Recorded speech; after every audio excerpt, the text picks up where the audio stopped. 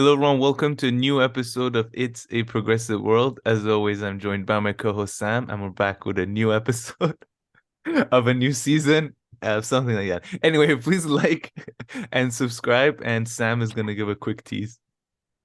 Yeah, following the technical difficulties of the last broadcast, it was like everything went wrong, like everything. Anyways, so Fair enough.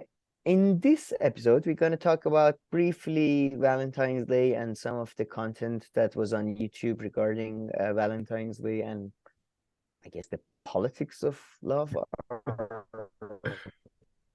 philosophy of love or something like that. But it sounds way more deep than I'm making it.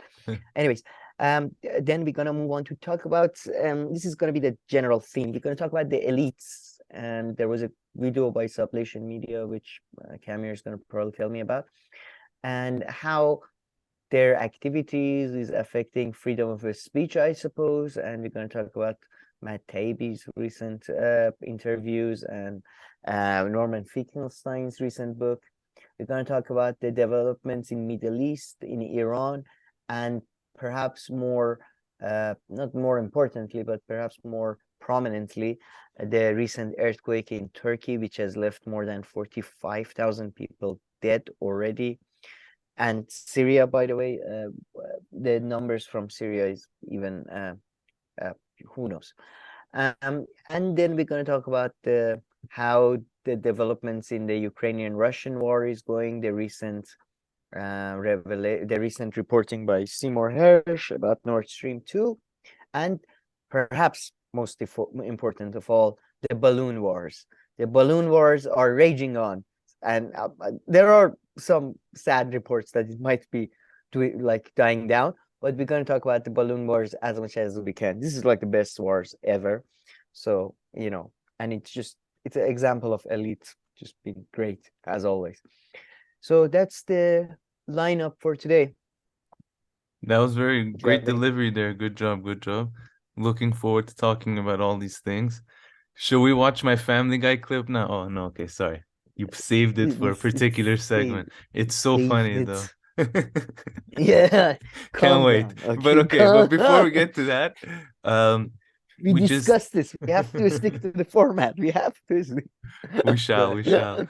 So yeah, so we interviewed Christian Parenti again. He was kind enough to come once again on the show. We talked about his latest two articles. So that video should Yes. come out around Tuesday or Wednesday. It was fun as per usual.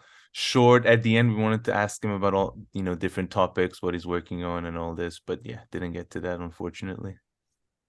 Yeah, I didn't have enough time. But yeah, we do talk about, I think the kind of, well, the topic of discussion is diversity and how diversity could be or potentially is at the moment a ruling class elite. His latest article can be found on Compact magazine. And then he had another more sort of shorter article on Trump on the gray zone.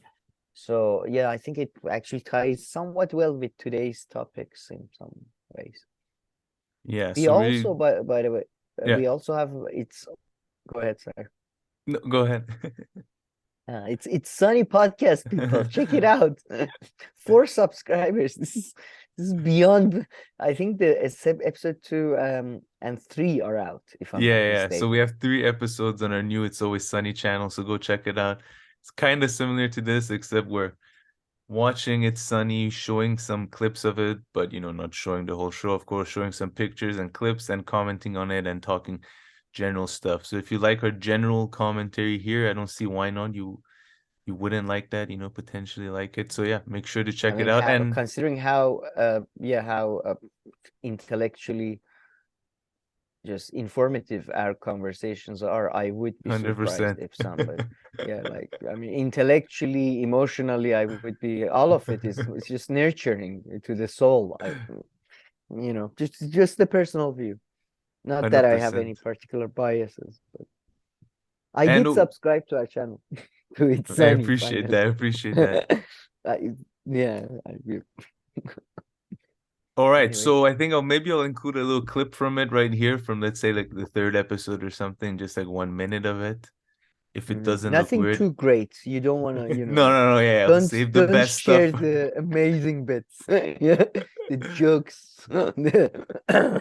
Yes. Yeah, For the people who are subscribing, save that for the people who actually. exactly, fair enough. Yes.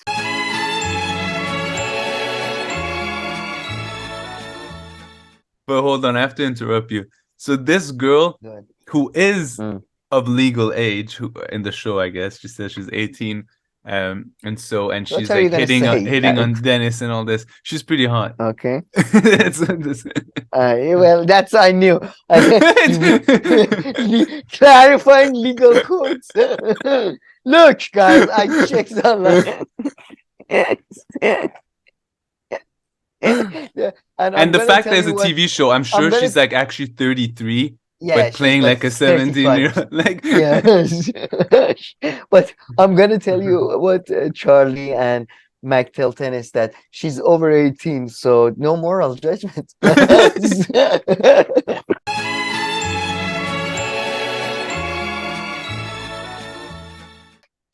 Sure. all right, let's move on to our first topic of the day. Sure, Valentine's Day. So, just before we get into Sublation Media's content and stuff, but did you do anything with your No, wife or no? Do you usually, or no, never? no. I don't. Is it? Yeah, Valentine's Do Day is you? not. I don't care for it at all. Although I guess after, like, I thought I could have just bought some flowers, but I could do that like any day, and my wife would like that. But I completely forgot. And Yeah, right. Okay. But something much more important happens around what's it called? Around Valentine's Day, which is Her my dog's birthday? birthday. Oh, The day after okay. Valentine's Day. Okay. And but her too, I forgot to wish her happy birthday in the morning. I only remembered later. But once I remembered. Oh, you mean your dog, right? Yeah, my dog. Yeah.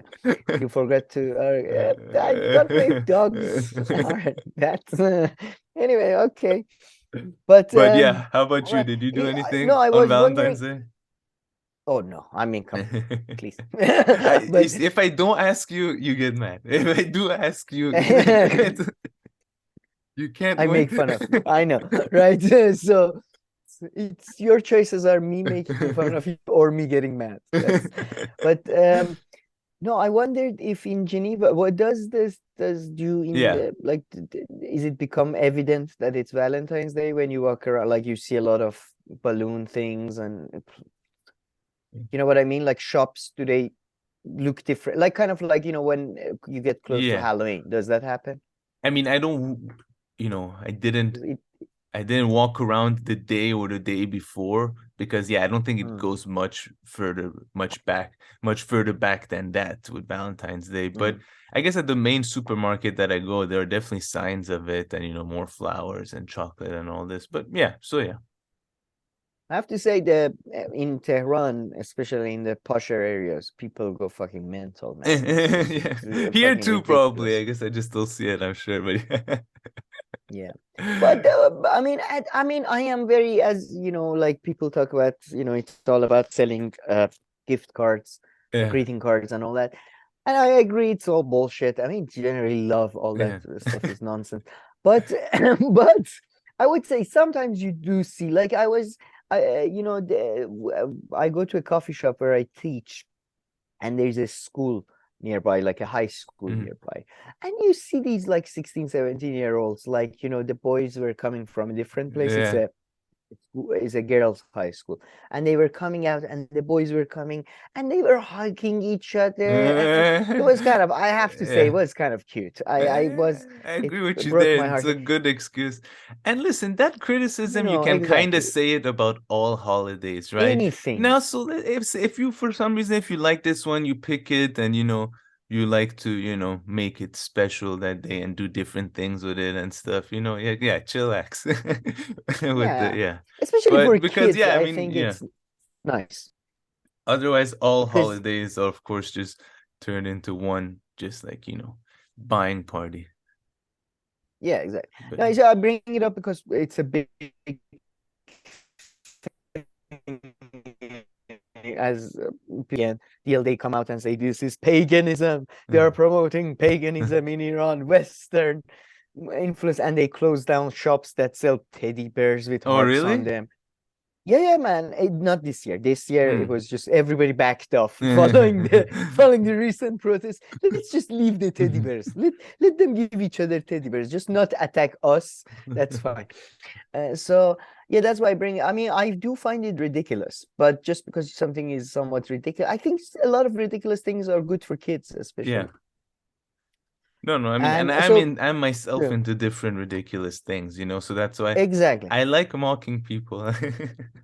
Don't get me wrong. Yeah. Given the opportunity, I will, but also have to admit that I'm Yeah, also it's into stupid stuff.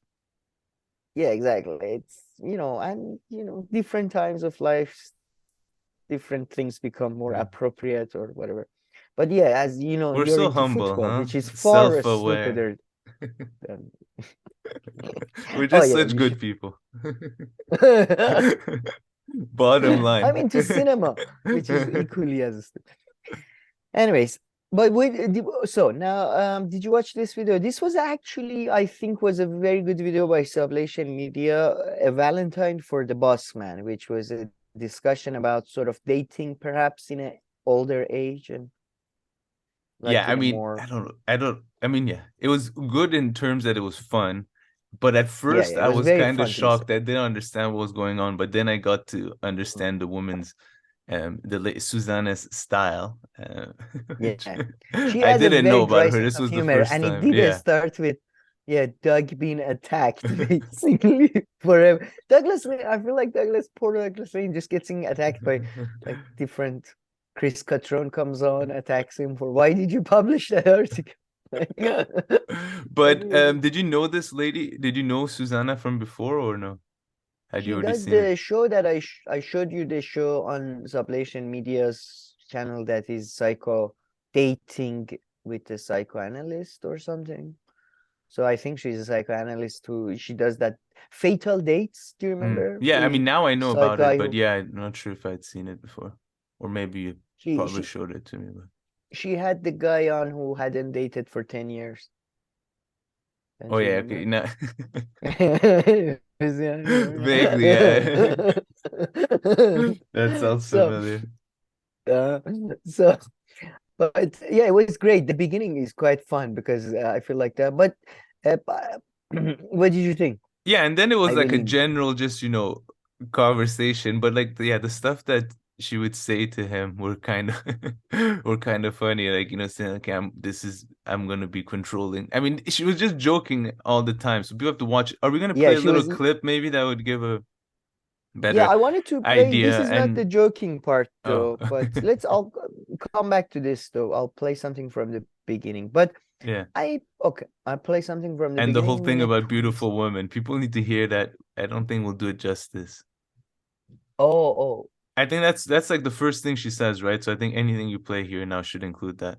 it's in the air. I don't think it's the first thing she It's brings up, but I think it's one of the earlier. Yeah, very early on. It's fairly the early. second or. But yeah. And is your audio on? So everybody Oh, can hear. I might have not shared the. That's actually Mm. turn up. Let's see.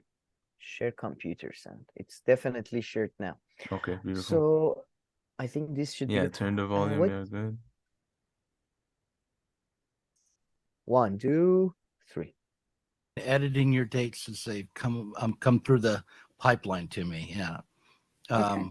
Not too loud. But I only have a limited amount of control. Like I can only work with what you give me. I can't put words into your mouth. I mean, I suppose the technology exists that I could create a deep fake of you and have you say things like, Lenin was right, or I forsake Baudrillard and will turn now to Guy Debord or something like that. But I haven't done that. I'm not quite adept enough. Would you like to have that control? No, I don't think that would be any fun ultimately. Well, that's so noble of you, and obviously I'm very much hoping to join with you in your project of spreading Marxism to the masses, and I'm really glad that Fatal Dates is such an excellent vehicle for doing that. You're looking very smart, Doug. Thank you so much for coming here. Usually you're wearing your t-shirts, but I see you've got something with buttons on it. So yeah, I dressed as if I was going out on a first date, you know, like with someone I hadn't really met before. That, you know, trying my best here. Okay, and I've got to say that part of this project, Fatal Dates, comes a little bit out of conversations that you and I have had. Obviously, now it's not necessarily the case for you anymore, but you have recently been on quite a lot of first dates, I believe, and have come sort of out of a long hibernation, re-entering the world of dating. So part of what I want to talk about today is what it's like to re-enter the world of dating after many years, after perhaps not thinking that you would have to do that in a very different world with a very different technology. But I thought I would start, Doug, today by talking about beautiful ladies, because ever since I've been involved with you and your various media projects, and obviously a big admirer, Doug, of your many beautiful videos, very informative, very excellent. But I noticed that part of these Marxist videos often involves beautiful montages with lovely ladies doing dancing, and I'm just curious about how that relates to socialist principles of egalitarian inequality. So what do the pretty ladies mean to you, Doug? What do they mean? Okay, well, all right. Should I play his answer? Or? I don't think he manages to answer right away. I mean, I don't recall like really an answer. Like, I mean, he Not does. well, He's like, he you know, says- it's part. I like to use old ads, and Yeah. and you know, And they're but I mean, he could pretty. easily say that they make, you know, they back the points that he's making there. I'm sure they're relatively related. And you know, especially if you're doing media criticism or talking about the past and all that, you use clips like that, right, to contrast with the present. Sure. And by the way, I just have to say, I love British people. So like, that's the best thing about Britain, man. They just the tone of the, so I see you put something on that has buttons on. That is fascinating. It was so, and I don't know, I feel like normal people in my life, we all talk to each other like we are not, I don't know. Anyway, I love this conversation. It was very fun. But can you tell me what kind of a goddamn dancing is this, by the way? Is this 1950s dancing? Are they one of them is doing a squat. No, I mean, it's dancing. They're moving their hips. I don't know. I know. I'm joking. I know it's that. I mean, I'm a terrible dancer. No, I'm just saying it's not that weird. I mean, I don't find it that weird. It is. No, it is a weird dance. It's just because they are staying in one place because the camera couldn't move back then, probably. You know, I think that's what making it a bit odd. No, you don't think? I see how it's a different style, but yeah, I don't find it too odd though. It's just they're too close to each other and expected. Like, yeah. Oh, sure. Yeah, that's true. But do you think it's exploitative to use pretty ladies in, like, Hollywood does that, you know, at the most, but you know, even like in advertisement, do you feel, or pretty men? I would add they use a lot of pretty men, you know, as well for advertisement for that. So. Yeah, I forgot what the right answer to this was. No. I mean, would that be the case? I guess my answer right now, my gut answer right now would be like, as long as there's consent on both sides and the person wants to do that and they're getting paid as they should for that, then I don't know. I don't see it to be exploitation. No, but I guess if you're if you're using out of copyrighted. Oh no! What? Yeah, I know what you mean. No, that applies to anything. Yeah, that applies to even anything, ugly, even ugly people. Even ugly people. Yeah, copyright. Copyright strictly reserved. Groucho Marx is out of YouTube copyright. Does a copyright strike to me, like, email back, dear, I think there was a mistake. These people were really ugly. Why did you put them on film? So I don't see how it could have infringed any copyright laws here whatsoever. Sorry, I mean, I'm not come even on. sure if that's what you were gonna say, but I thought if someone were to say that, that would be like a funny, that would be like a That would be quite funny funny, yeah. thing. I mean, yeah, Sarah Jessica Parker, in my view, is not pretty, so I'm not gonna pay copyright for Sex and the City But okay, I think broadcast. maybe you were trying to say this though. If let's say I'm putting a video together and I always try to, okay, I don't just go and put a random clip on, right? Of course, I want the Yeah. clip to relate to the point. But anytime I have two clips that are just perfect, I go for the one that has more like visually appealing elements to it. Now, whether it be people, Sure. especially people, I guess, for the sake of this conversation, and I use that, I guess then you could ask, am I, particularly, yeah, I don't know. No, I see. I wanted to get to this point, to be honest, that I don't think exploitation is necessarily a bad thing. I mean, Oh. I like that's the thing. You're going just different, Yeah, thinking outside the yeah, box here, huh? you know, yeah, again, yes, as always. There was, I told you, I think I Share told you your this thoughts. yes, you never do that. Yeah, there's an old saying in Eastern Europe that the only thing worse than being exploited is not being exploited. I was told this by a professor, and a lot of people, I'm just saying, as you said, if they're fairly compensated, I think it's fine. Yeah, but I mean, it gets that's exploit. That's yeah, but I mean, but they're different kind. I guess if you're like, being forced to work, let's say, in a factory Yeah, in fairly bad conditions compensated. and all this. Okay, so yeah, I mean, I guess depends on degree of exploitation. 1% of exploitation is okay, but I guess anything north of 10% becomes problematic. Yeah, exploitation sadly has gained a fully negative. Exploitation means fully using something, putting it to and I use. guess with other things, I feel like, I guess in some context, with some things can it be used positively in any context? Oh yeah, man, it's used positively by Marx. By many, like in economics, it's used positively a lot of times, as in exploiting the ability, your options. Yeah, exactly. But my point, kind of connecting it to the elite thing, I think that the predicament we find ourselves these days, that we don't have an elite that kind of want to exploit a lot. We have this sort of excessive,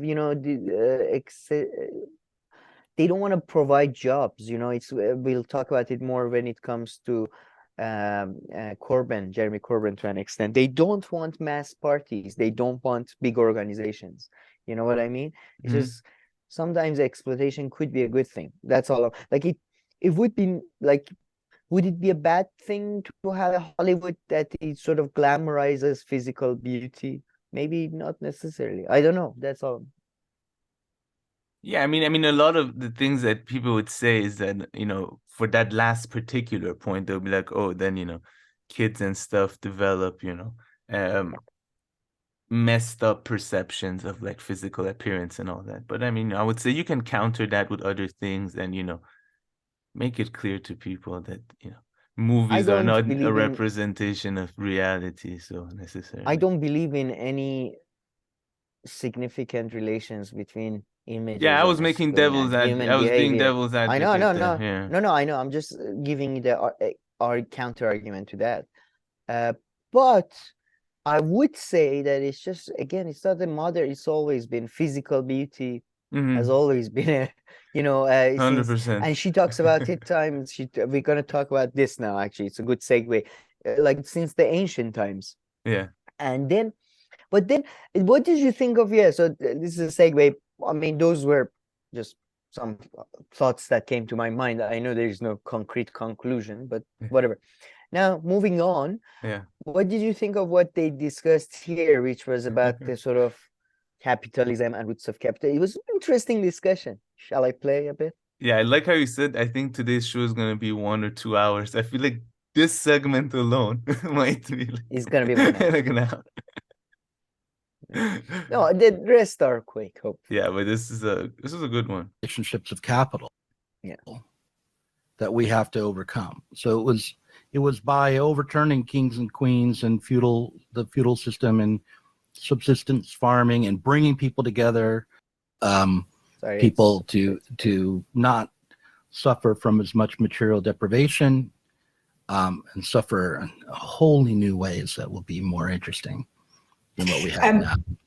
And you know what I think, and you know what I'm going to say, which is that when we talk here about people who've done this, let's be fair, often the people who've done this are people with male genitalia, aren't they? I'm not saying that women have not been the handmaidens in this, but the people who have led this have often been men. And I by no means think men are bad and women are good. That's not what it is for me at all. But it does seem to me that often when these things are talked about, and for example, in the conversation, it was very interesting that I heard you have with Ashley. It was very much down the line. A consideration will be we'll talk about sexual politics, sexual revolution. But you know, what I hear in these discussions often is we're just talking about bods that are the same sort of thing. Yes, you got tits and I don't, but you know, it's the same sort of thing. The experience is the same for both sets of body parts. That's not what I think about anything at all. As you know, what I think is that a big driver in these relationships, in these very unequal societies that we live in, is a problem, a very originating problem that men have with women, and therefore the creation of a world, a feudalistic world also, you know, what came before there also, where through their desire to control women, men have created societies and women have gone along with it for all sorts of reasons. And so it seems to me that it's not something that comes afterwards, but it's something that comes before. You're saying that the difference between men and women comes before capitalism? I'm saying I think capitalism is caused by male insecurity vis-a-vis women, if I'm really going to boil it down. That's what I think. That's why. I don't know why she said that, because before she wasn't saying that. Like, as she was adding up to this, like the arguments that she was making weren't that insane. But this last point and the fact that this was a bit, I don't know. But first thing I would say, I think I find her argument strange in the sense that I find there is too much talk of difference between men and women, if anything. There is way, like she said, there is not enough. She said in your discussions, there isn't enough talk, like, oh, at the end of the line, maybe there is a bit of difference in gender.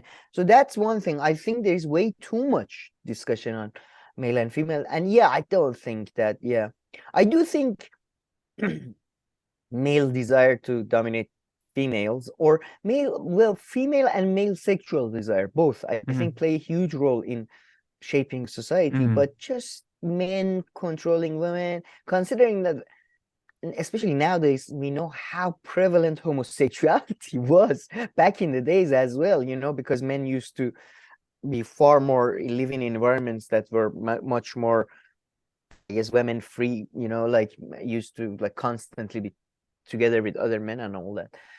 So I don't know. I don't know. I mean, I wouldn't get too bogged down on the capitalism, although that was a funny point that she made, but it wasn't representative of the whole conversation. And I think, I mean, one thing, it was a fun. Yeah, no, for sure. I love this type of conversation, though, that you can say, like, you know, what do you think if capitalism is rooted in, I don't know, racism? That was the fun part. I guess it was representative in the sense that they just allowed the conversation to go in any direction that it it's a date. They were having, but starting off, you know, when she says the whole thing about why do you use beautiful women, she's kind of trying to also make, I guess she was also trying to like get at this point that she was making, that, you know, Marxism and stuff, why are people like always so serious in Marxism and all this? So isn't it a bit weird that you're actually using, like, you know, these pretty women in your videos and all that? So I think that was like kind of one point that she was trying to make. And another thing I thought she was trying more, it was about the exploitation points than the serious point, but you make it that too. And I think what I also liked, what came out of the conversation is Doug, I don't know, for this conversation, I feel like he was just, there's so much about like Marxism related stuff. I guess she framed it originally like this and it was this way, but it just seemed like to me this conversation could have, you know, didn't need so much Marxism and only going to bourgeoisie and back, I guess, to the 18th century and all this, whereas her thinking was, you know, seemed much more in a way like historical and going further back and more interesting in that way. So it just kind of highlighted Yeah, this the Marxism narrative sometimes that can just take over. good point. Good point. Yeah, I would. Yeah, there is a lot of focus on the Industrial Revolution and after. And again, yeah, that's the thing. I mean, she does talk about like feudalism and capitalism. I mean, I've been reading Bob Brenner, I don't know how to pronounce it, books about how we transitioned from feudalism to capitalism and all that. And yeah, I mean, we should really get, what is the difference and all that. But yeah, she has a more historical view. I mean, one point she literally says to him, I don't know where it is, but she literally says to him, you know, for me, things don't start at like, you know, 17th century. I like to, you know, if you go back to the Romans, and then she makes some points about the Romans. I mean, I can't remember what exactly, but yeah. But at the very end, though, I wanted to ask you, she at the end talks about how this was a date and, you know, she sort of evaluates it. It felt more like a sort of a interrogation. Yeah, kind of like, although I would say I have had dates like that in the very beginning they try to put you on on your back foot type of thing.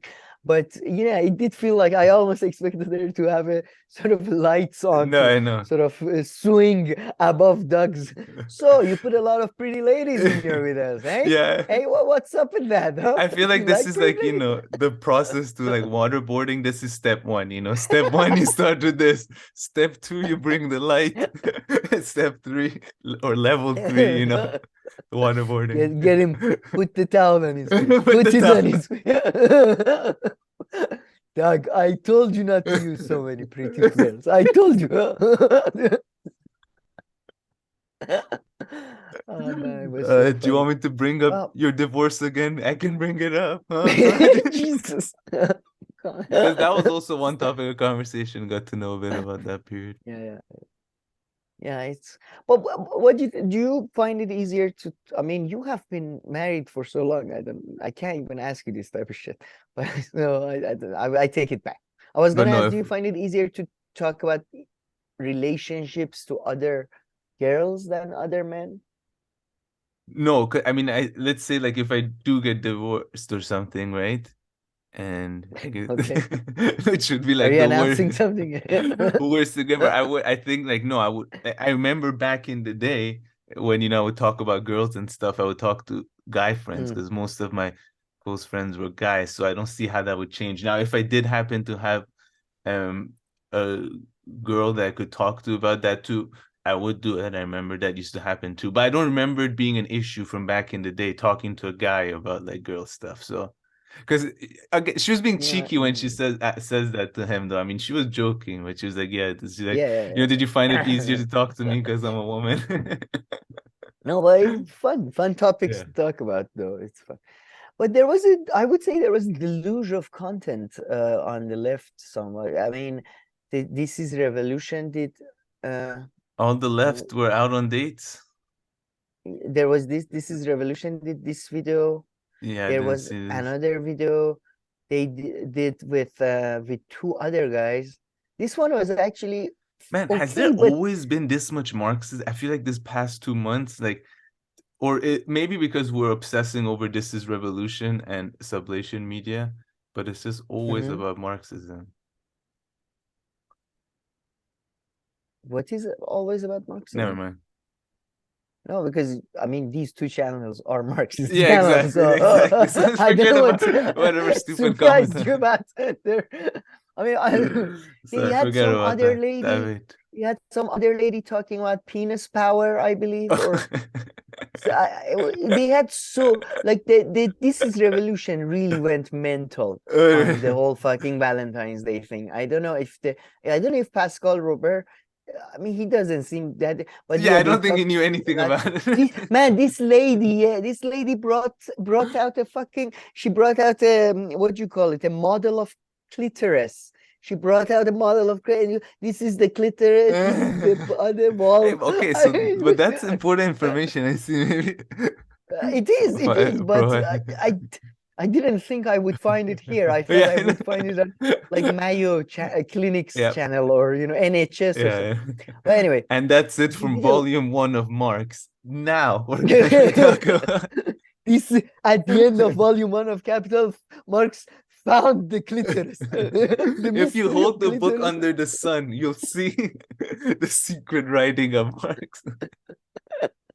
You have to, he wrote it with lines. But it was surprising to me that this revolution really, I feel like, lost it on the whole fucking like love and alienation in the age. Yeah, I think that. And then they also had two mustache. There was one mustachioed guy. He looked like one of these perverts from 1960s. I can't find that video though. The guy looked literally. I think it might have been. It's him. It's this video. Let me show you. Come on, man. This guy. I mean, he looked like. By the way, I love all these people. I think they're all lovely. It was just. Some look at this guy. This guy is clearly like. It's not so bad. And yeah, they talk about like how men are going, Andrew Tate type stuff, how men don't have role models. They Always don't know how been to the find case love. though. On YouTube and like Yeah. I remember back in the day, No, except they were come on, nowhere come on, near as man. good as what's his name, as Andrew Tate. He's just more skilled than the other ones. But there were like videos on how to pick up chicks and how to do all these kind of things that Yeah, that sure. But girls come are on. this and that. Napoleon and his stuff, they were great role models. Famously treated woman with so much respect. So Actually, I much don't know. Maybe respect. he did. I don't know. Actually, Maybe he Napoleon was a gentleman. surprisingly did. Yeah, but the rest of them not so much. But yeah, No, I'm sure from Roosevelt that was era. good with ladies too. Napoleon, I told you, Napoleon famously kept getting cuckolded by his Oh, fiance. true, you told me. Yeah. He would get angry and what the fuck? I conquered fucking Europe and it's still this nuts. Yeah. So yeah, I mean, look, yeah, as you say, I mean, by the way, role models for ladies also not great. I mean, that's why we talk about female presentation. So it's not You just don't, the- I don't know. Oh, Role and models they themselves. I mean, I don't know. you I didn't don't watch even this, really did you? understand this. No, I definitely did not watch this. It was funny though. Olaimi has that Was- like the weirdest life. Oh, man. Marks and Singles. Oh my God. It was just dating stories. It had nothing to do with Mark. Poor Mark's been dragged into these things. He's like, I Dragged into deliberately nonsense. never wrote about Valentine. Have you Maybe- read Das Kapital? It's mostly about the forests in Germany. Privatization of land. I wrote about the means of. But no, that's nothing to do like with Marx. the woman even no.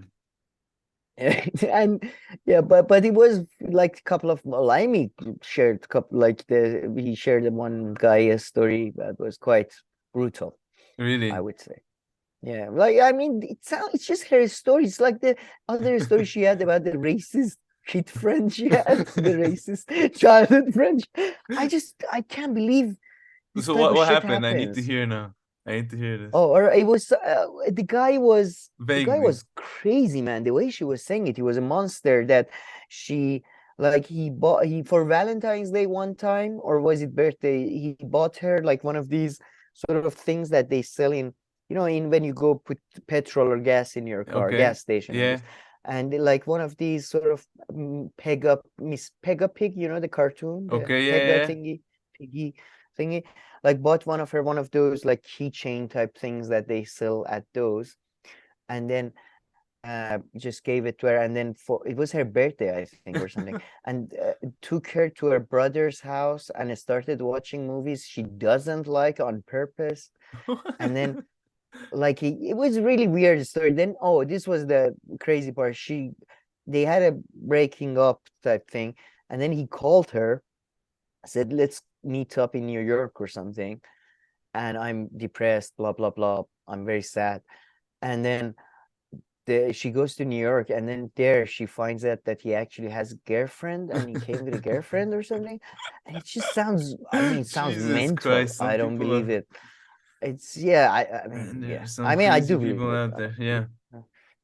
Yeah, but Wow. yeah, I was somewhat tempted to, again pay the $5 for the full episode. But apparently there was a other stories Oh shared shit, too. no So way. yeah, I might go back and watch this this is the video. You sold me. valuable content. Sorry? You sold me. I might go back and watch this video now. Yeah. I mean, yeah, yeah, it was fun. I mean, I have to. Can you hear me? Oh, Yeah. I thought you froze. Sorry. I have to say, Brie kept interrupting with trying to bring in some fucking intellectual heft to this nonsense. But what if, as young men, how do you approach? What do I want somebody to date? But yeah, it was. Besides that, it was really fun. No, she was fun too. I'm joking. Okay, I'm okay, just okay. being fun. I'm just being fun. She did say something that I really sympathize with, which is like she's shocked. Like, she says, I exercise, I study, I work hard and stuff. And I'm shocked when people are not impressed in dates. And I completely sympathize with that. I really do. I'm like, it's just like, we are fantastic packages. And people, I feel like sometimes don't really like, take us seriously. Just, I don't know. No, you don't agree Yeah. that If you lived in Washington, would you try to contact Brie and ask her out on a date, or no? If you lived in DC. no, No. too much Because racial, why, you too get much racial rejection? politicking in the. What? Yeah, it's too no, thank. But But maybe you could impress her yeah, with your knowledge on Iran and all that, Not too sure, many sure. people would. I would always lead with that. If I were you in Washington, I would Mhm. lead with the historical Iran knowledge, Oh, Many sure. That's people what might I. not know that. I mean, to be honest, I don't know if Leave you've the noticed, queen but out, that's what okay? I wouldn't bring in the queen. Now that I would advise people against. in Washington love the royal family. I don't know. I don't know. Not the Do queen. they? Yeah, you're right. Yeah. Diana, they love Yeah, Diana. maybe. And And especially like, with Brie or someone, I don't know. Not that she might necessarily I hate mean, her, but you're very I focusing would on this. leave Is that for making the me second uncomfortable. date. That's when all your other topics emerge and it just starts going downhill. By the time you reach Yeah, exploitation on day 3, that's it. um, Now let me tell yeah. you about my views on exploitation and slavery historically. So What is the slavery, really? Have you thought about? Oh shit! No, but Don't if talk they to you. would Don't want listen to you, then they to. would come back. But Maybe, maybe. you lose risking Um, them in the first few minutes of the conversation. no, but I don't know if you've noticed though, in our channel, I'm very much leaning into the Iran thing because that's like that works. Identity politics, people. I am an. Come on.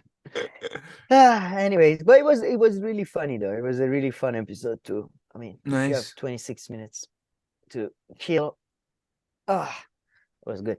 But again, I'm still.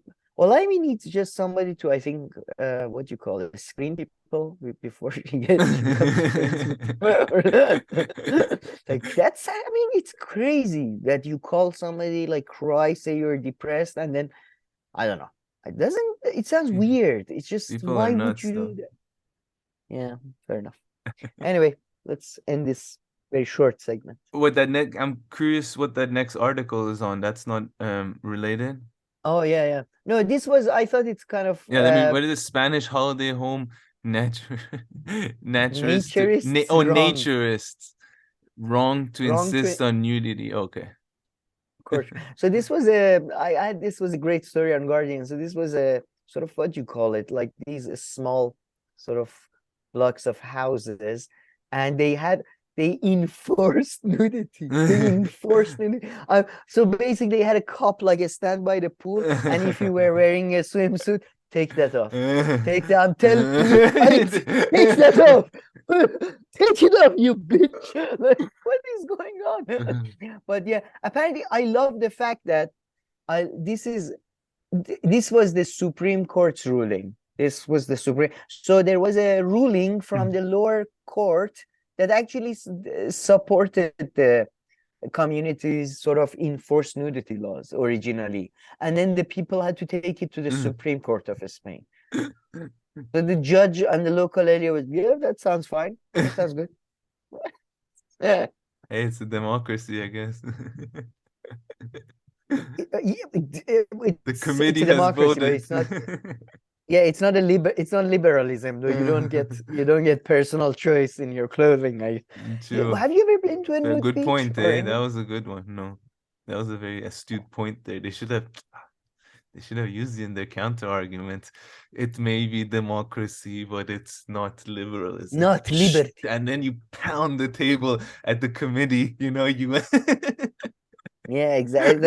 You and the other Committee. homeowners, It's a yeah. court. Yeah, committee. Man. That'd be funny.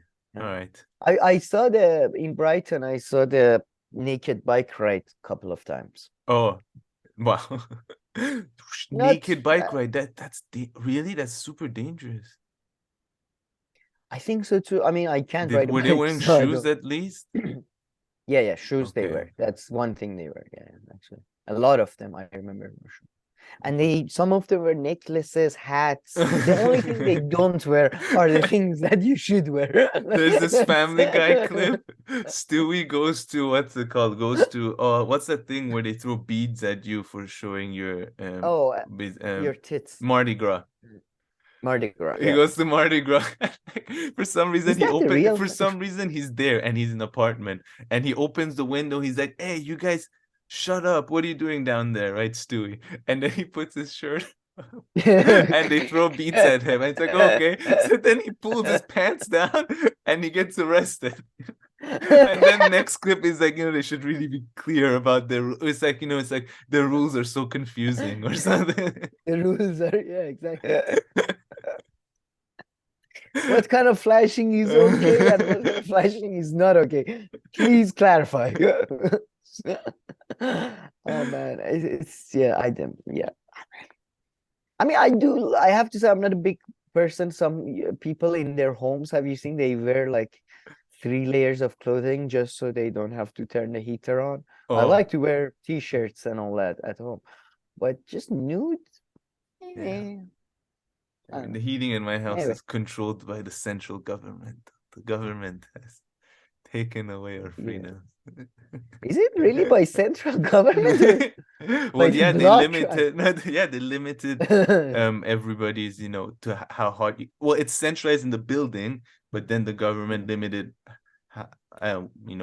they lowered it by 1 degree this year compared to last year, the maximum, if I'm not mistaken, and they pushed it back. Do you feel the 1 degree difference? No, I'm more pissed about the fact that it looks like it's May outside, and it's February. It's a strange year. Iran has become as cold as fucking North Pole. Yeah. Anyways, man, hold on. Wait, yeah. Just look at wow, 12 degrees. I thought so.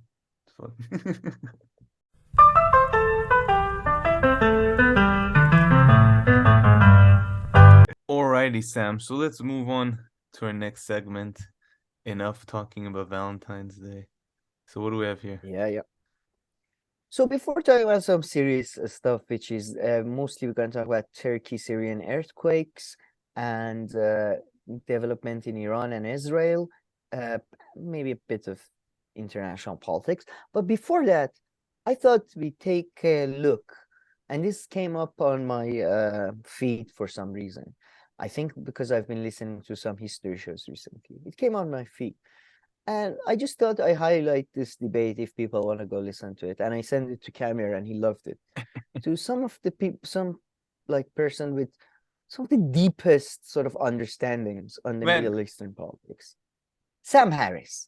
Perhaps just his understanding of the Muslim world, unparalleled, really unparalleled. Like he's looked at, I believe, 3 opinion polls who are not clear who conducted them, and has come to the conclusion that, I would say 70% psychopaths, about 5%, psychopaths reformable, but then you have 15%. What are you doing, Sam? What is... Yeah, anyway, no, I mean, just, I don't know why this came on my feed. It's from a few years ago, but it was 5 years ago. Oh, yeah. It was unbelievable. Honestly, I mean, I think you can see he is one of the worst commentators on the whole US policy in the Middle East and the Iraq war and like terrorism and all this. He's really one of the worst commentators on this topic. I mean, and what you were just joking right now, the stuff that you were saying, you were half joking, but that's kind of what he says. That's and exactly sometimes, what he said. sometimes you keep on, you think like, you know, how can his commentary be so weird and strange, really, in a way, in this area? Like, you know, you're like, you know, how can it be so not only dumb but incorrect, but also like, yeah, even strange to an extent, it's almost and like generalizing so like nobody, like it's very hard to find someone honestly at this level. Now, to be fair, this video is from 5 years ago, but so listening to it now is even more ridiculous. But it's from 500 years ago. It's you know, it's no, but it's unbelievable. I mean, I used to really like, I used to say, and I stand by this to an extent. I don't. There was that email exchange between Sam Harris and Noam Chomsky, in which Chomsky is extremely dismissive of him, and he's almost like, just leave me alone, kind of. Yeah. And now I kind of understand. Now I really do, because I used to say he was very dismissive and kind of rude, and it was. But I kind of get it. This is ridiculous. Yeah, what can you know, it's too ridiculous. You know, he's too ridiculous. 70% are like that, psychos. So 25%, like these percentages he comes up with, these like things he talks about. I mean, it's almost like he has not met humans, like as a whole. Like he doesn't understand how they work, the fact that they bullshit, you know, like they just. It's unbelievable. Not that, by the way, I think I do think majority of Muslims are probably more conservative leaning. I think majority of humans are as a whole. It's not just something like exclusive to Muslims. And usually when economic situations are bad or there are wars, more so than usual. But this, no, you know, this ideology they have, they believe okay to kill. This is what they're talking about. Like, I mean, it was unbelievable. It was unbelievable. Yeah, really. I mean, it's a good laugh if somebody wants to listen to the conversation, but. Yeah, it was fun. Man, Dan Carlin, who's a kind of okay history, his shows are really fun to listen to. He was just basically like, Sam, but come on, like, just for a second, imagine you're a human. I know it's hard. I know it's hard, all right? But imagine how would you respond if somebody would, oh, there was one part, I forgot to, because we added this at last moment. Yeah. There is one part where Dan Carlin says that, okay, well, how would you react if they came to your land and invaded you and stole your resources? And Sam Harris says, we don't steal their resources. This is, I'm paraphrasing it slightly, but it was, we don't steal, we are trying to protect these resources because they are important for us later. So we are not stealing it. So Kamia, remember when Iran was attacking Greece, it was to protect the resources for later, you know? No, nothing to do with the stealing. Yeah, we put this last minute in the lineup, so don't remember some of these things. Another thing that now came to my mind is that, so everything is really, you know, all the bad things that are happening in the world, the way he talks about war and all this, are very much centered around Muslims and the Middle East and, you know, the ideology there. But then he's also really into North Korea. But the funny thing is that none of the ideology or theory doesn't link up with North Korea. So like he kind of has this narrative here, and then he has North Korea, and he explains North Korea in just like a childish way of only talking about, you know, the leader and him being like this, like in the most it's like comical how childish analysis is, but it's kind of funny because he's so into this, but then he can't really bring South Korea, you know, under the umbrella of his main ideology. So, and I think at some point he points it out. I think Dan Carlin points it out. He's like, well, sorry, North Korea, of course. He's like, but North Korea, you know, they're not Muslims or something. At some point, I think they're not really, it's not a religious ideology. Yeah. You could say it's a cult of personality, religion similar to that. But then if that's similar to religion, maybe the bullshit liberalism that Sam Harris espouses is kind of a religion too. Then anything is a religion, isn't it? Any idea. I mean, it's just, I mean, man, it's just beyond ridiculous. It's just with Saudi Arabia, so we need their oil and we made the deal. Well, motherfucker, we are saying the same about the rest of them. Make a deal with them instead of fighting them. I mean, it's unbelievable. Like, it's just the dip. I mean, that's the thing, man. Person who hasn't studied social sciences maybe shouldn't Man, but you comment don't on need to social study. sciences. I mean, I know. the Even opinions taxi right driver. now are like the lowest levels of opinion, right? Whether they're mine I know. or his. This was But he's unbelievable. also like just at the same time just so weird and generalizing to such a high degree about people, But about the please, general population of all these places, because he's not only focused on the politics that come from the government or like people higher up in these places. He's also very much focused on the masses, like in his narrative, and how actually, they've I know. internalized it and how they can't think in any other way, and all this. But how can he not see his own personal fucking bias? Like, it's unbelievable that he's so blind to his, as you said, all those things you explained. Usually, even when we do it, like everybody does it, there is an amount of self-awareness, it's very odd to me that there is no self-awareness, that's just... Anyway, but now let's get into a bit more real shit. So there was the famous, Turkish earthquake, crazy earthquake, more than 45,000 people dead. People from all around the world, by the way, because it was tourist area. Quite a lot of famous Iranians died in the earthquake. They were a lot of sports people. Yeah. And it does seem to be quite a political headache for Erdogan and his sort of gang, because the construction industry has been key to Turkish economic boom, and it's been it's been a lot of corruption, a lot of corruption, and now there is a lot of arrest going on of both construction companies and all that, as well as the activists who are highlighting them. So it's a bit of a Erdogan is trying to both sort of keep the news coverage that is very negative to him limited, while at the same time sort of fighting corruption, or at least scapegoating some construction companies or all that. It's unbelievable. I mean, you can read the details, but there are famously, like, there's a 6-block there's like, what you call it, like 6 blocks of buildings in which one person survived. It's like the level of corruption, it seems, that have been in production is unbelievable. It's just buildings were not that the earthquake wasn't it was a massive earthquake. It was very important. There does seem to be some geopolitical ramifications. Yeah, exactly. That's always a good word to go after. That I don't know what it really means, but ramification. It's about rams. The rams go with the chips, I think. But anyway, it's in Syria, by the way. Syria and the area hits in Syria is administered by Turkey, and the Kurdish people and some Syrians are claiming that Turkey is actually not helping them half as much as Turkish areas, and actually taking resources away to Turkish areas. So that's one aspect. Some people are talking about Syrian government might be able to come back in. That's another aspect.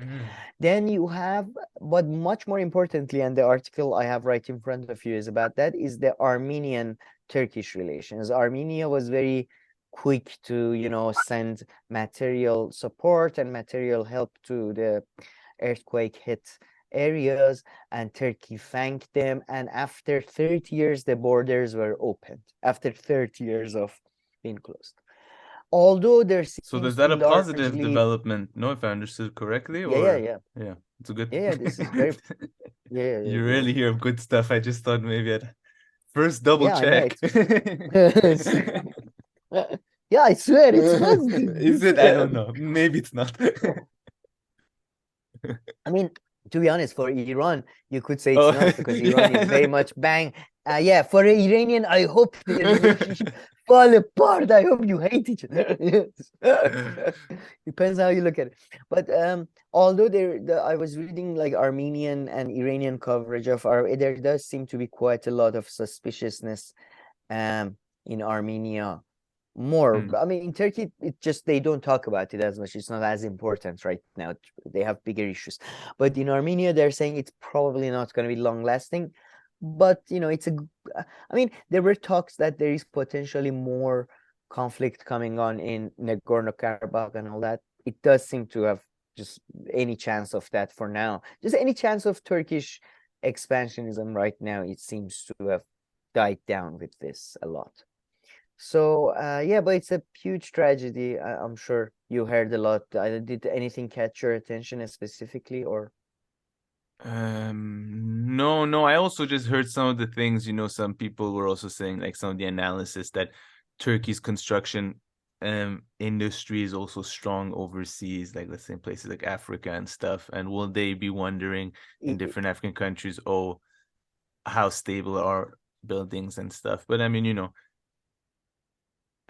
Yeah. I understand that concern, but I guess, yeah, By the way, I would think, yeah.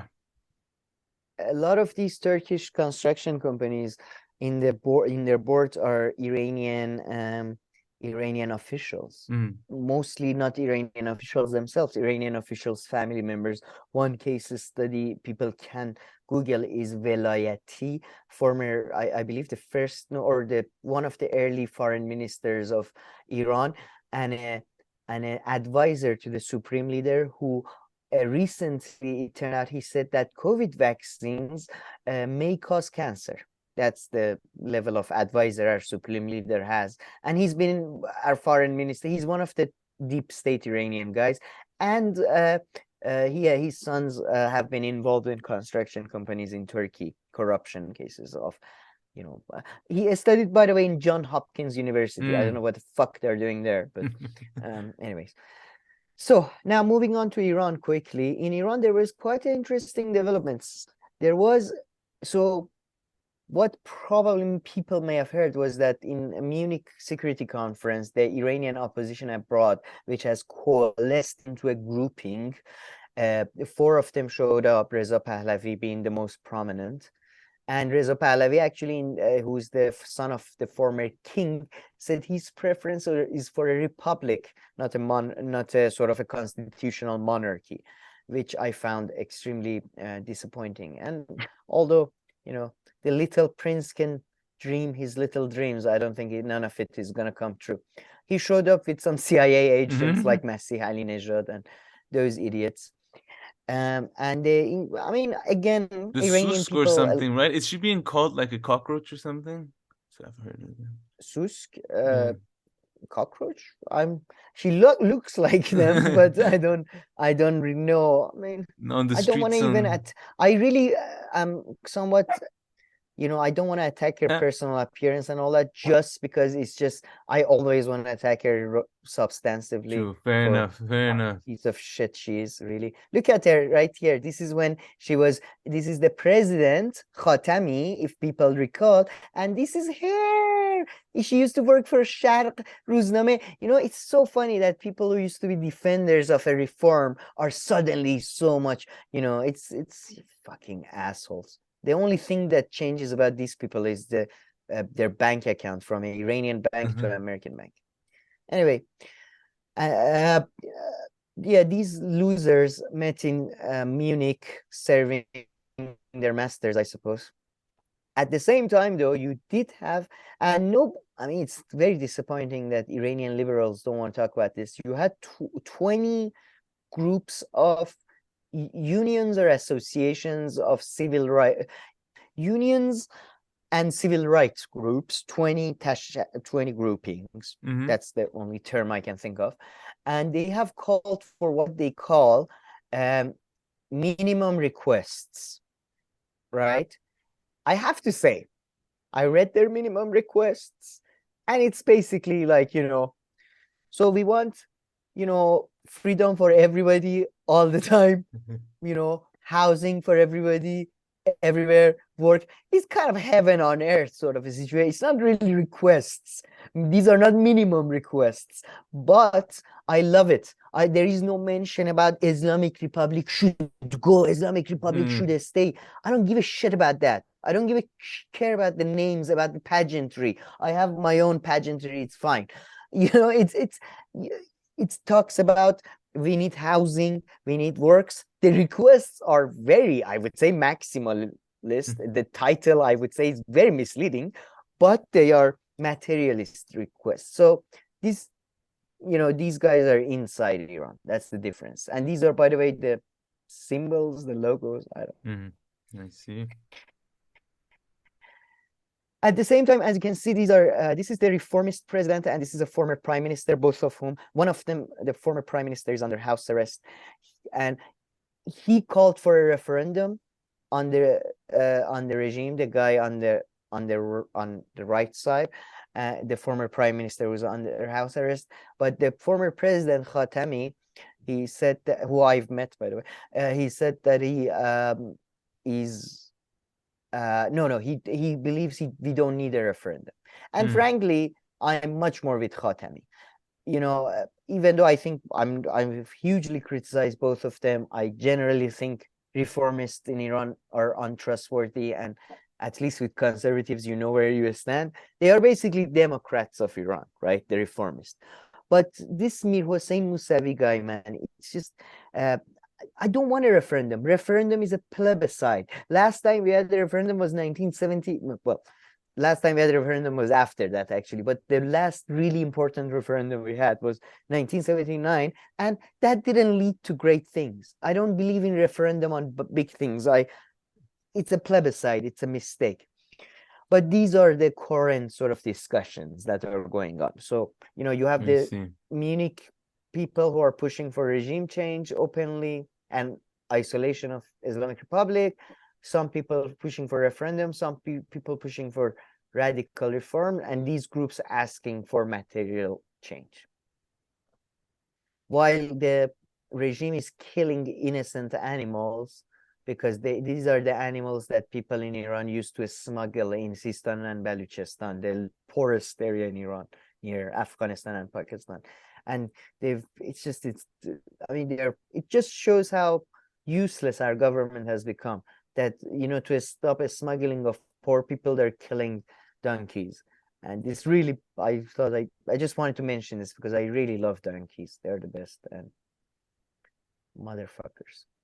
Oh, and in Baluchistan also, they are really backing off the supreme leader's advisor and representative in Baluchistan. This was quite strange. He came out and he said, no, you shouldn't call people of Baluchistan separatist and all that, attacking conservative newspapers. So this is almost unheard of, that supreme leader's office attacks conservative side. They were like, no, why are you calling them separatists? Why are you calling them unpatriotic? No. This is, they are very loyal people. There was a mishandling of the communication regarding the rape of a teenage girl by the head of the police, by the head of the city's police. And now this guy is in jail and he's going to get lashes.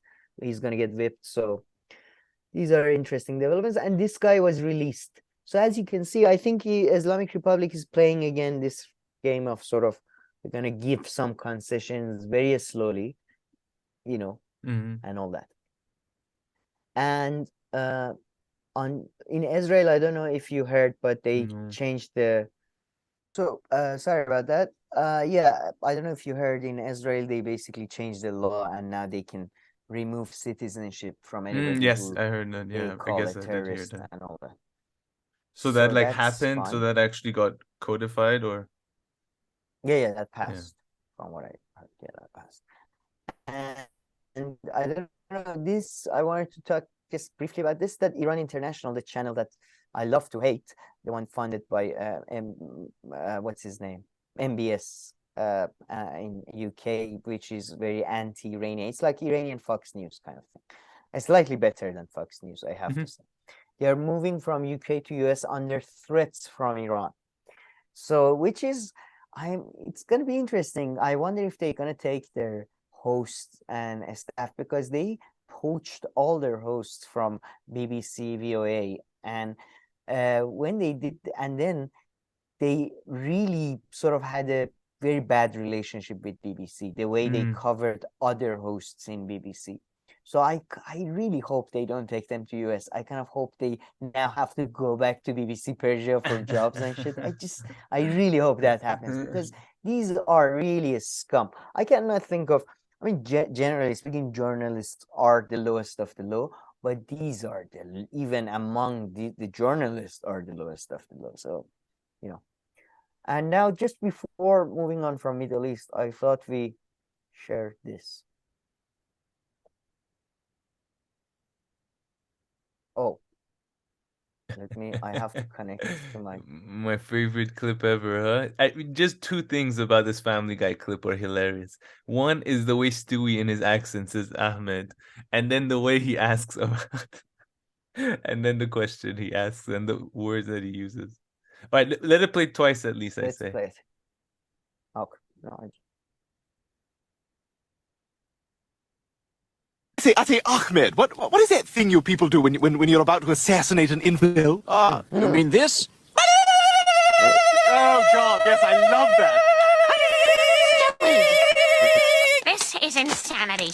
I say, Ahmed, what is that thing you people do when you're about to assassinate an infidel? I don't find it as funny as you do. Why do you people, and then they say assassinate an infidel. Assassinate Ahmed. I don't know. I feel Too like this funny. is a joke. I told you, this is a joke done by South Park, much better with Team America. Durka. That's a much better joke. But you have to watch Team America again. Look who liked it there. Look who's that? Cam Bam. Yeah, that's you. Let me like it too, just so. I say. I can't Ahmed. like it. Oh. God damn it. Anyway, let's move on to the next segment, I suppose.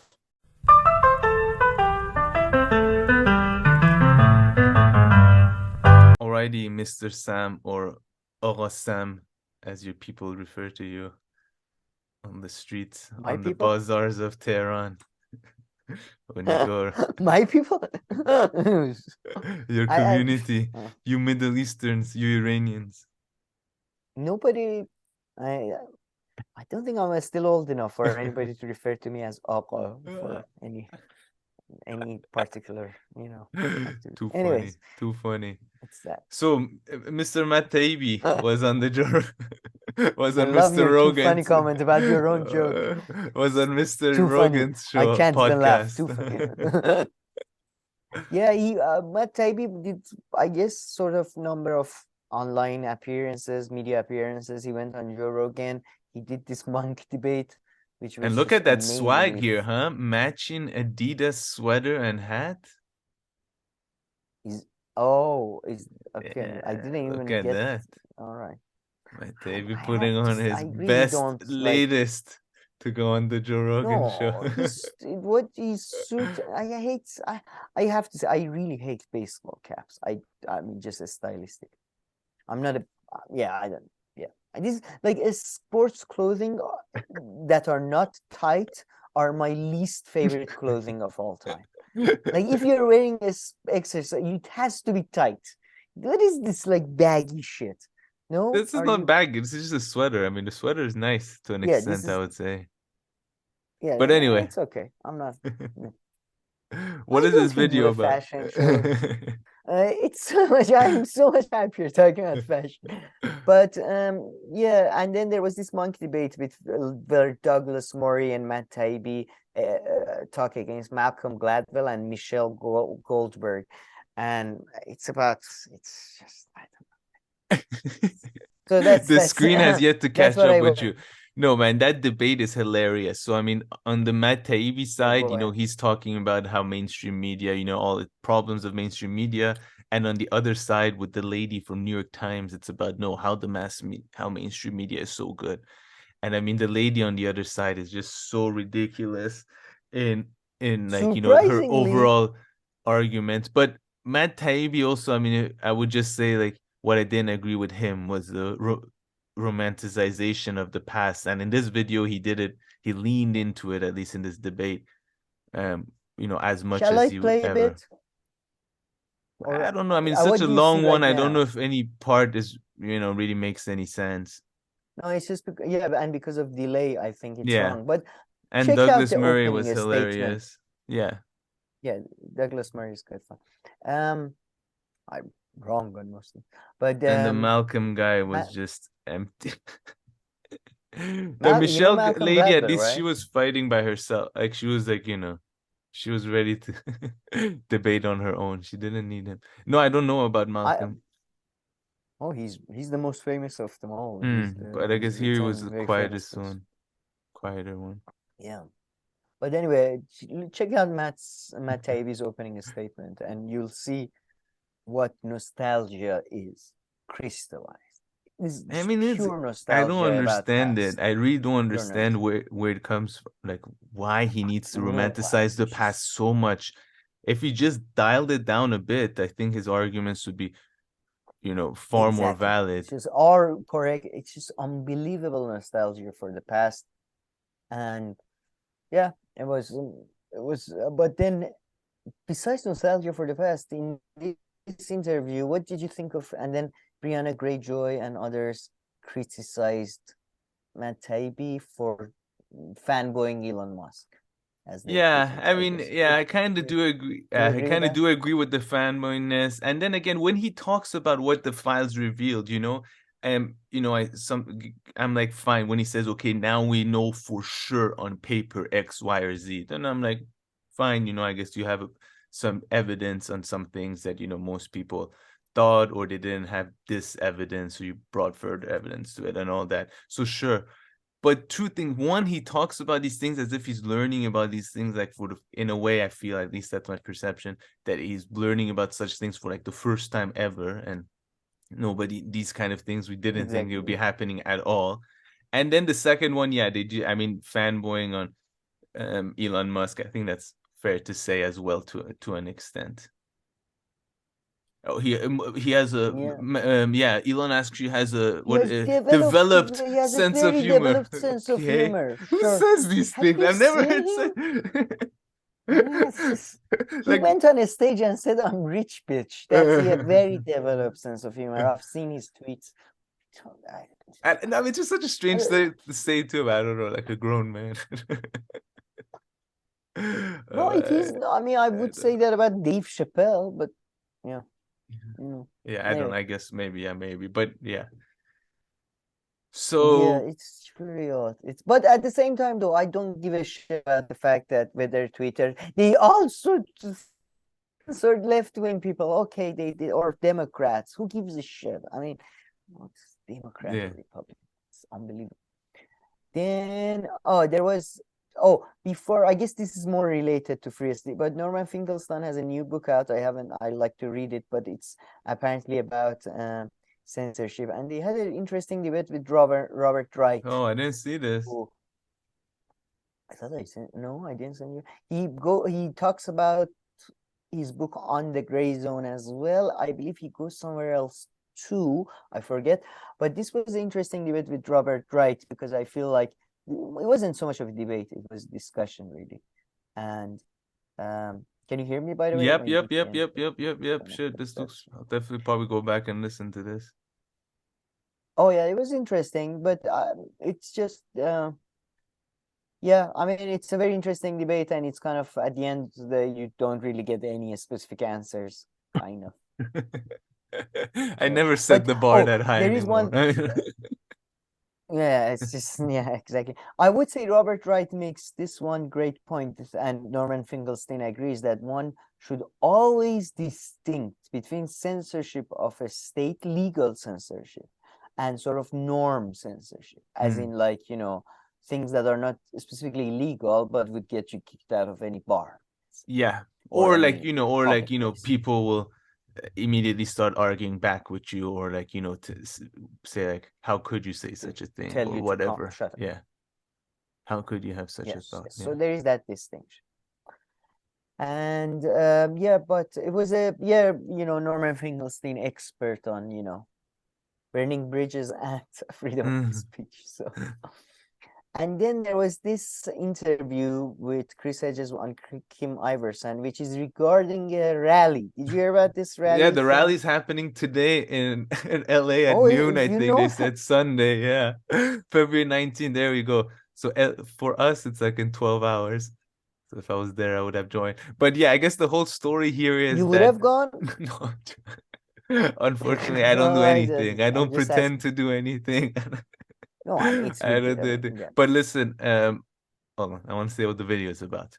So the video is about, apparently this rally is on, anti-war rally, as is written on the screen here, but it's organized or by libertarians, if I'm not mistaken. So apparently Libertarian Party. yeah. So the story here is that some leftists who would have gone to this, such as the pink team, or the Code Pink. Code Pink. Medea, it's their Yeah. Medea Benjamin, who Yeah. was supposed to talk, but apparently her team asked her not to talk Yeah. due to the presence of other people like The team. Jackson. I Hinkle swear, specifically. sometimes also some of these things come, The organization. yeah, from the I people mean, around the it. staff. What do you Yeah. think, like the secretary? No, The I know, delivery. but I'm just saying, Yeah.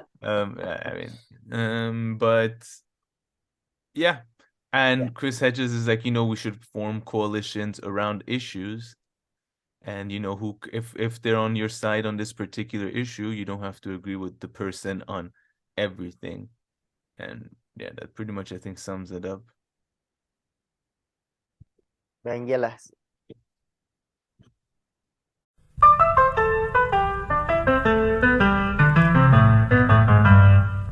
But yeah, I think I did sorry about that. But yeah, I think I did a good job summarizing this video. And unlike the other videos, some You're of the paying earlier so much videos, I compliments would to yours. recommend people watching it. But this one, yeah, I mean, yeah. Fair Yeah, point. but do Fair you, point. yeah, I mean, look, what do you think? Do you think, Yeah, do he you has a agree fair with point. Chris Hedges that, Yeah, definitely.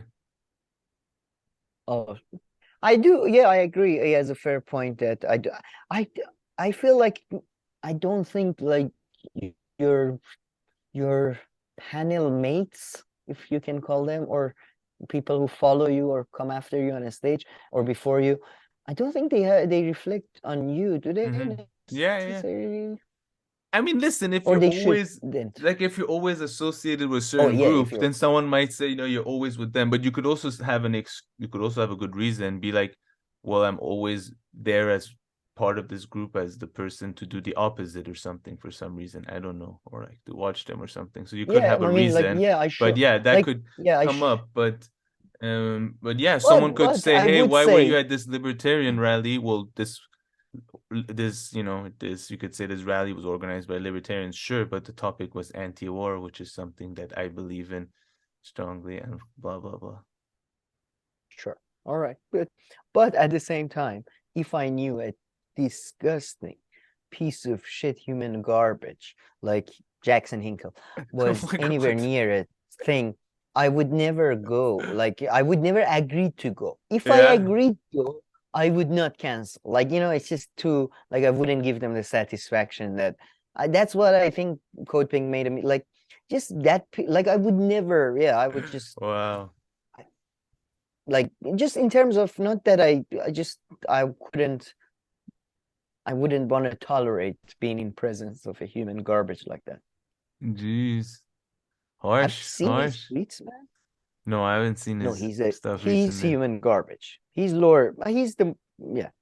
he's everything. We make fun of Vanguard poets for saying that there is this thing. He's everything they say and more, like I would say, in terms of just scum, real scum. Although, I mean, I don't know if they would have even shared the panel. I would have, I don't know. Yeah, actually, the logistics of it further No. than this, I'm not sure who was supposed to go and at what time. Maybe they would have rubbed elbows backstage as they exchange. I mean, I get the personal disgust and not wanting to go, but I would go and I would say shit.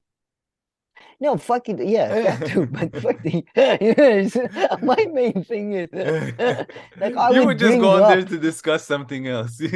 personal animosities. I would bring up my hatred. Like that's the thing. Medea, Benjamin, I believe is her name, should have gone and brought up that. By the way, just opposing war doesn't mean you have to be a piece of shit like Jackson Hinkle Oh or my something. Like that would have been nice. That's how you Yeah. do politics. Start a I war. think. You start a war Yeah, at an well, anti-war rally. that's real politics. Start a Yeah, anti-war rally.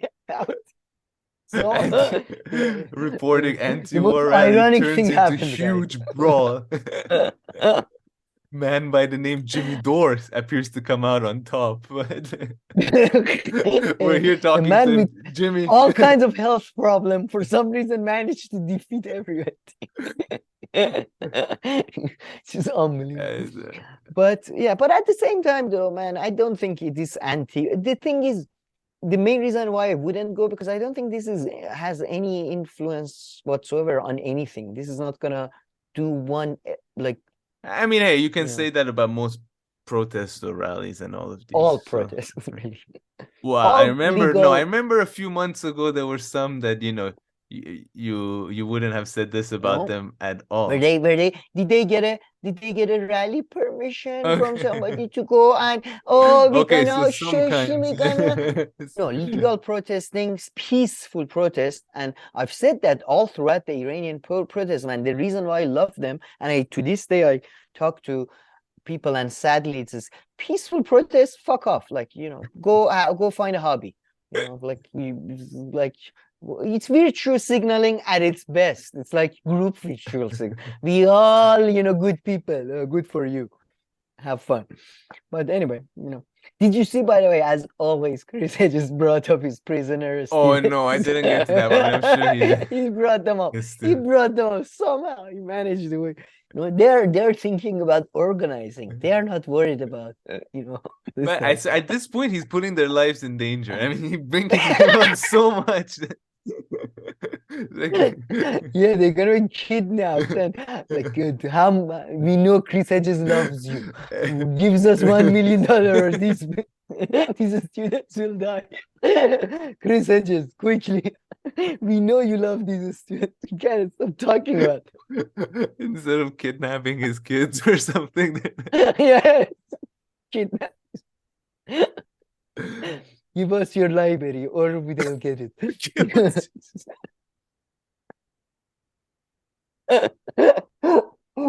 Uh,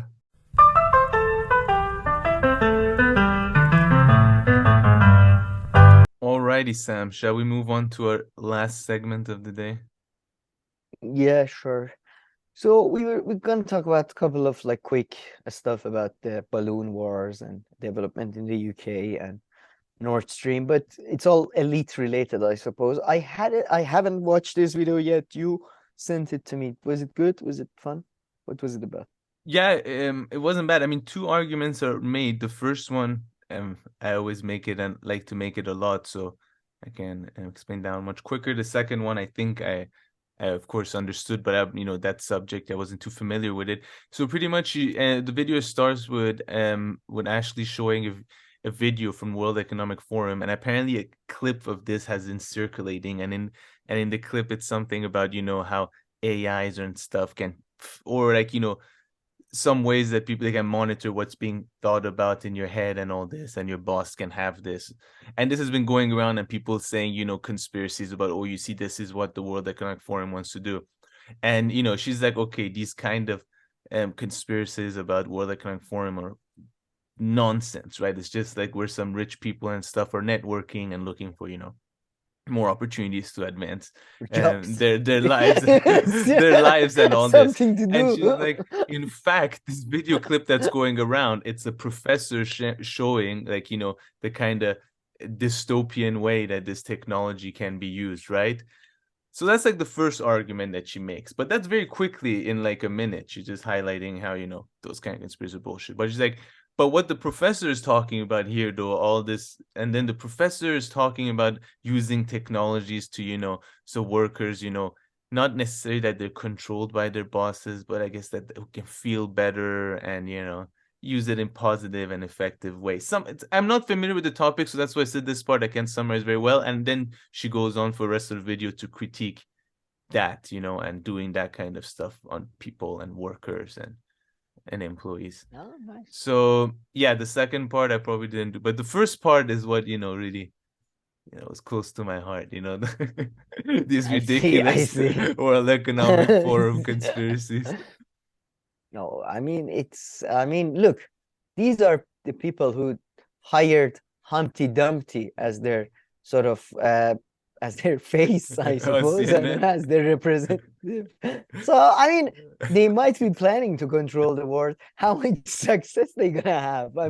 This is the man. They saw this egg. They saw this egg of a man, and they said, "Yeah, sure, you can represent us. You be the one that moderate our discussions."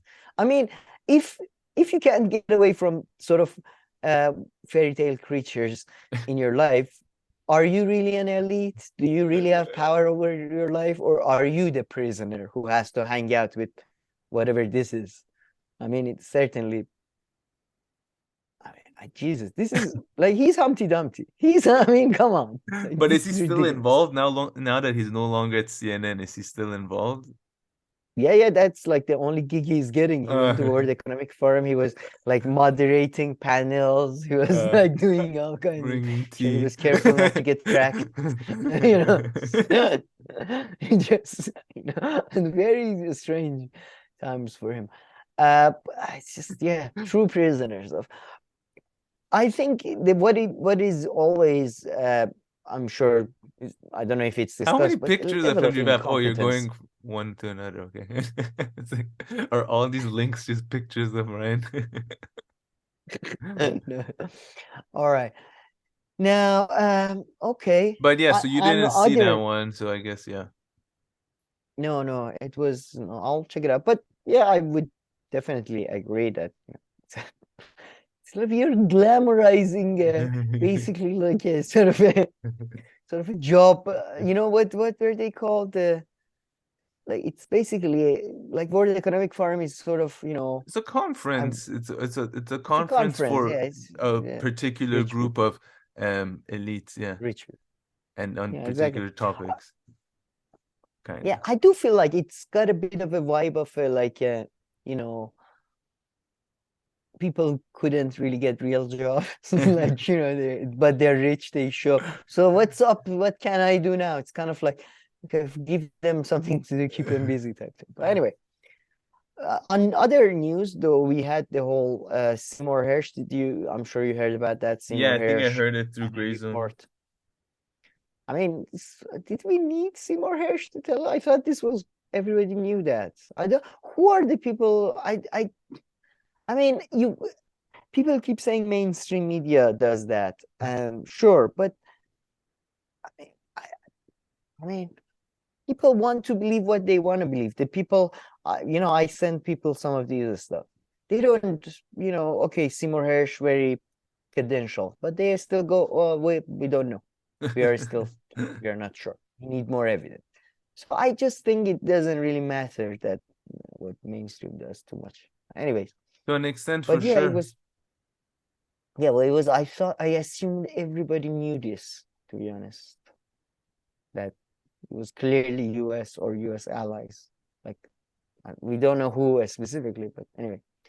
But on the other hand, we had the Chinese and American balloon wars, and then China, after they blew up the Chinese, China says US balloons flew over Xinjiang, Tibet, warns of countermeasures. So now China is playing the same. Then Biden says the latest object shot down US not linked to Chinese spy program. So, oh shit, maybe it's not the new ones are, what are they, alien spaceships? What could they be? What could they be? Object drowned by US missile may have been an amateur hobbyist $12 balloon. So I'm glad that a $200,000 missile was used to bring down a $12 amateur balloon. Illinois hobby. It's like one of those cartoons. Like the person, spent like 2 years building it with his own hands. Goes up. It's unbelievable. It's just. So you see, listen to this. Illinois hobby group says balloon went missing. The day military missile costing $439,000 destroyed unidentified entity nearby. So like 30 virgins were working on that for like 5 years, and then nobody mentions the virgin sweats shed over this missile. over this balloon. God knows how many of them died not knowing anything but a feeling of a hand. So, Jesus Christ, man. It's just, they're literally taking us. Maybe majority of people are fools and they're fully taking advantage. They're not taking advantage, they're fools themselves as well. So it's just And where do you fall in all this? Oh, strange, but just no, bear with me. Oh, I'm full. Probably one of the bigger ones. It's special kind. Then there's this special category.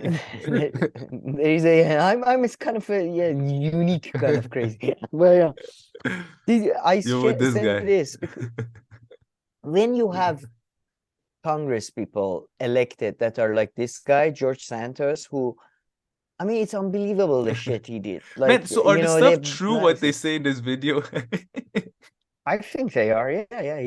He's in Brazil. By the way, does your wife's family do that? Do they know I haven't heard. cheated them out of some money or something in Brazil? Too funny.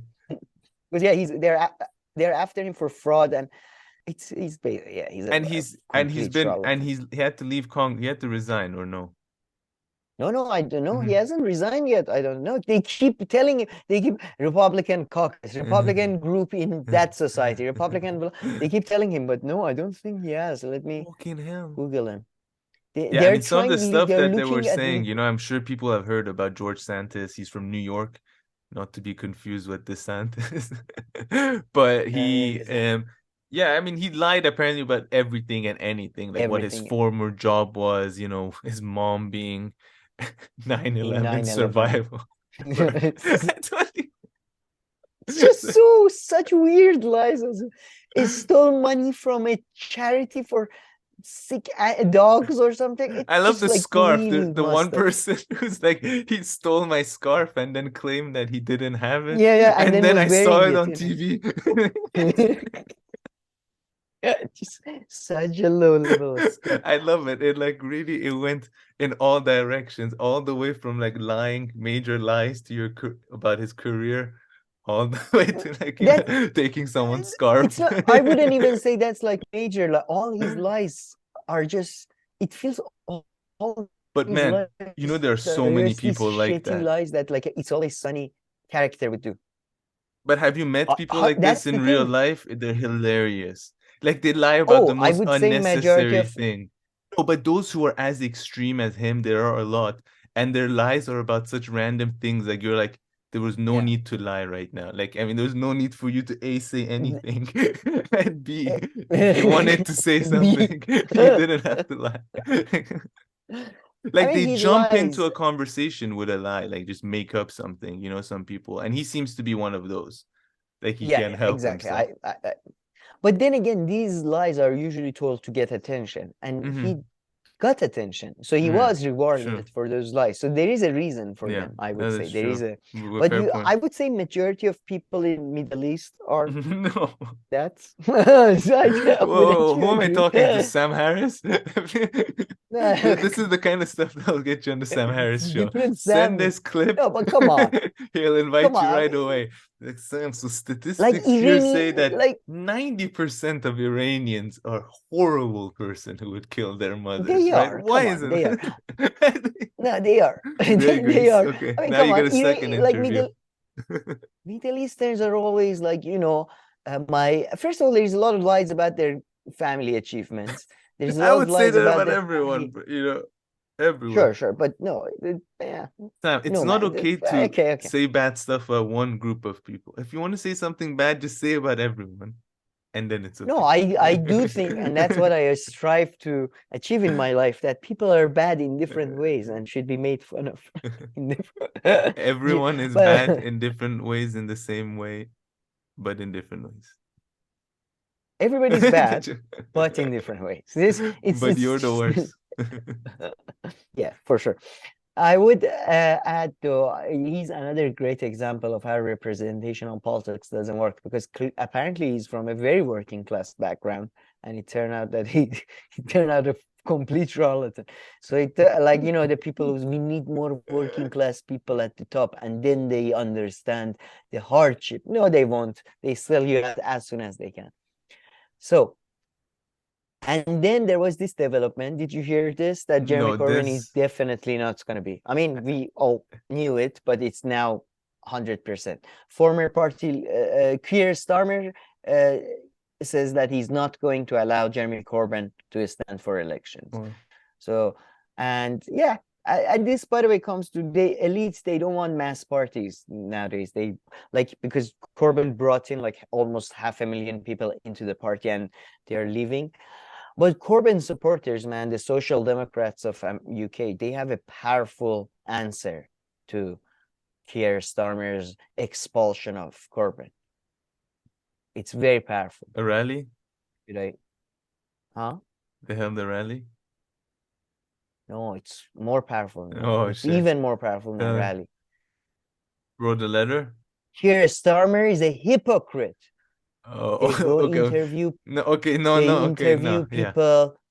They besides this video, which is with Andrew Fisher, they interview people from his constituency, man. Like, they interview from his grassroots constituency, and they say they're not happy with Corbyn getting out. They're not happy. People are not happy. I'm sure Keir Starmer is shaking. Ooh. So they Idiot. Okay, so you're saying because they interviewed Corbyn's allies and they're not happy. So yeah, like no shit. Or Keir Starmer's allies. Who gives a, and who cares? You showed that even if you have the levers of power, you can't organize. So what? Oh no, you're unhappy. Oh, we are so sad. I'm a hypocrite. What a powerful weapon. You calling me a hypocrite? How will I recover from this? Jesus Christ, these people are a joke. While your Guardian also going after really important things that Cambridge Analytica meddled in elections. So they're really pushing this narrative that, like, oh, black op disinformation campaign. Guardian really wants to. You remember the TV show Homeland? I feel like Guardian is basically suck Homeland like a lot, and is missing Homeland. So they're trying to recreate it through, there was a black op disinformation campaign. They're talking about 5 fucking nerds in a room with no fucking like ventilations, you know, just putting like memes on. Dumbasses. One of them's Elon Musk. Yeah, it's just putting shitty like boomer memes. Oh, this will be funny. Okay, put a raccoon. Okay, yeah, good. The raccoon's always good. Yeah, no, this raccoon. Yeah. Put a funny frog in there. Put an angry frog that is Pepe the Frog. Fucking dumbass. And then the Guardian's response: "It's a black hole. They're coming after us. Nigerian elections." Calm the fuck down, you asshole. Jesus Christ. We are stuck between a rock and a hard place is truly our thing. Anyways, there were also a couple of developments in Christianity. Just before we go, I wanted to talk to you about in Ethiopia. It's really interesting. The ethnic group that, support Muhammad Abiy, we covered the Ethiopian complex. So I don't know if you remember, the Muhammad Abiy comes from a specific, the prime minister comes from a specific group, and they are breaking away from the Orthodox church groups. And some people are saying this is because of his dictatorial way of acting and all that. It seems to me that Ethiopia is basically right now going through a process of sort of a consolidation of power. And Muhammad Abiy seemed to have sort of passed one stage with the civil war, now kind of coming to an end. and now he's sort of they're getting into a new one. And it's really funny because he himself is not an Ethiopian Orthodox Christian. He's a, what you call it, the weird, this new sort of version of Christianity. What do they call it? That is very Lutheran? popular in Brazil. No. Oh, it's- evangelical. Luther. Luther, this new guy with his No, he came through evangelical. with it. Came. No, yeah, but it's a very specific kind of evangelical. It's very popular in Brazil and Africa, actually, in South America and Africa. Christian Protestant. Let me sorry, I'm just very Hacking into the talk about system. something. I had, filling you the- know, I the- had Ethiopian food for the first time. I went to an Ethiopian restaurant this past week, and Oh, it was really? quite fun. How Yeah, was it? it's interesting. So, like, the main thing that you eat, apparently, based on what they explained, is like pancake. So imagine it's like, it looks very much like a crepe, almost like a crepe bready thing, and then they bring Okay. different kinds of vegetables or chicken and different things, and then you take this little bread thing and you make a little sandwich, like a little thing, and then you eat it, and it's delicious. No, what I know, but what was the feeling of the thing you like? Was it meat or? Oh, I know you don't Yeah, eat but meat, the but what it's kind of yeah. options you have? Oh, like everybody gets those crepe kind of things, right? Made of like, different ways, But no, I mean, like, and then the things that you eat with, imagine like kind of similar in a way to like little like Indian curry, different kind of like things, imagine, or different kinds, or like chicken with sauce or something. Yeah, but not spicy at all or curry flavored okay. whatsoever. Was But I it meant kind of like spicy? look. There was a spicy sauce in the middle. I No. found it to be like, nice to eat, not the By the way, it's spicy stuff. Abiy Ahmed, not Mohammed. I completely mispronounced. Jeez.